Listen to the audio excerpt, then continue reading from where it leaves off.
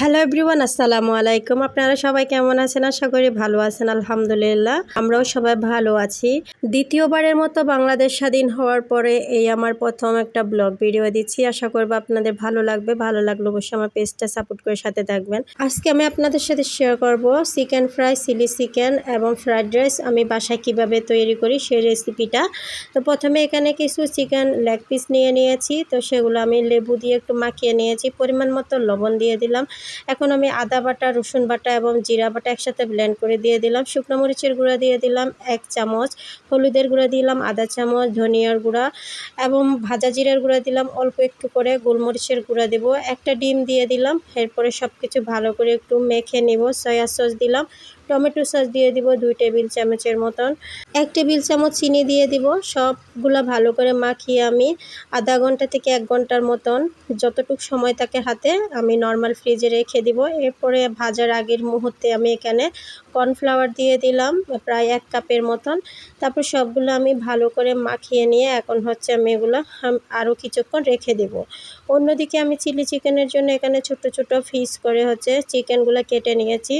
1 টুকরো লেবু রস দিয়ে দিলাম, সয়া সস দিয়ে দিব 1 টেবিল চামচ, টমেটো সস দিয়ে দিলাম 1 টেবিল চামচ, আদা বাটা, রসুন বাটা এবং জিরা বাটা দিয়ে দিলাম, হলুদের গুঁড়া, ধনিয়ার গুঁড়া আমি আধা চামচ করে দিয়েছি এবং গরম মশলা দিয়েছি 1 টেবিল চামচ, গোলমরিচের গুঁড়া দিয়েছি আধা চা চামচ, 1 টেবিল চামচ চিনি দিয়ে দিব। সব উপকরণ আমি ভালো করে একটু মাখিয়ে নেব। সবশেষে এখানে আমি 2 টেবিল চামচের মতন কর্নফ্লাওয়ার দিয়ে আবার ভালো করে মাখিয়ে নেব। তারপরে আমি সবশেষে এখানে একটা ডিম দিয়ে দিলাম। ডিমটা দিয়েও আমি আবার একটু মাখিয়ে নেব। সবকিছু ভালো করে মাখিয়ে আমি আধা ঘন্টার জন্য নর্মাল ফ্রিজে রেখে দিব। অন্যদিকে আগে থেকে রেডি করে রাখা চিকেনগুলো আমি ফ্রিজ থেকে নামিয়ে নিলাম।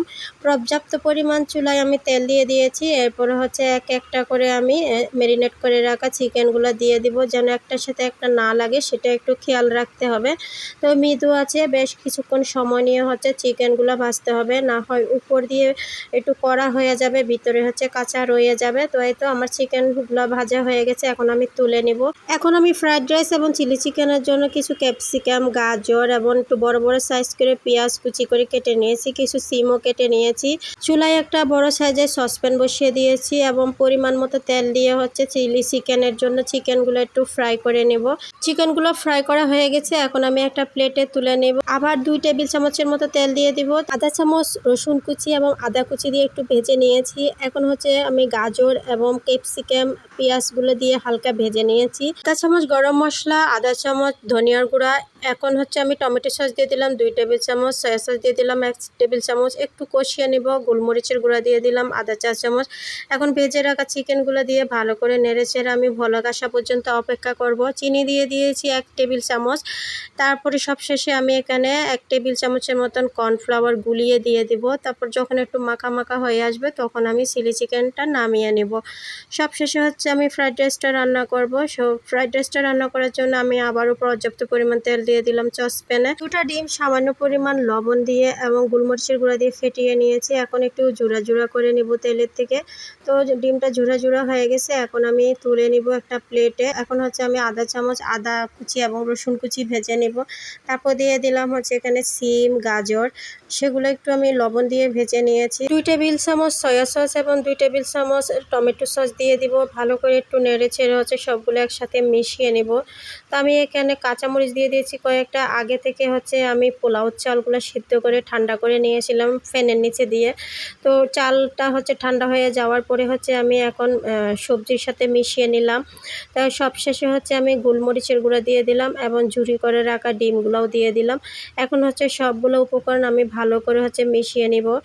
সবশেষে 2 টেবিল চামচ চিনি দিয়ে দিলাম। আবার একটু ভালো করে মিক্স করে হচ্ছে ফ্রাইড রাইসটা নামিয়ে নেব। তো এই তো রেডি হয়ে গেছে আমার চিকেন ফ্রাই, ফ্রাইড রাইস এবং চিলি চিকেন। আসলে প্রতিদিনই হচ্ছে মাছ, মাংস, শাক সবজি এগুলো খেতে খেতে যখন ভালো লাগে না, তখনই বাচ্চারা আবদার করে আজকে হচ্ছে ভিন্ন কিছু খাবে। তখন আমি চেষ্টা করি ওদের জন্য ওদের পছন্দ মতন ভিন্ন কিছু তৈরি করে দিতে। আর বাচ্চারা যদি স্পেশাল কিছু পায় তাহলে তো মহা খুশি হয়ে যায়। রান্না শেষ হতে না হতে আয়ান বাবা প্লেট নিয়ে আমার পিছন পিছন ঘুরতে থাকে, কি রান্না করছো, আমাকে দাও, আমাকে চিকেন ফ্রাই দাও, চিকেন ফ্রাই দাও। তো আগে হচ্ছে ওকে চিকেন ফ্রাই দিয়ে বসিয়ে দিয়েছি, তো মজা করে খাচ্ছে। তো এই হচ্ছে আমার আজকের ব্লগটা, আশা করবো ভালো লেগেছে। আসসালামু আলাইকুম।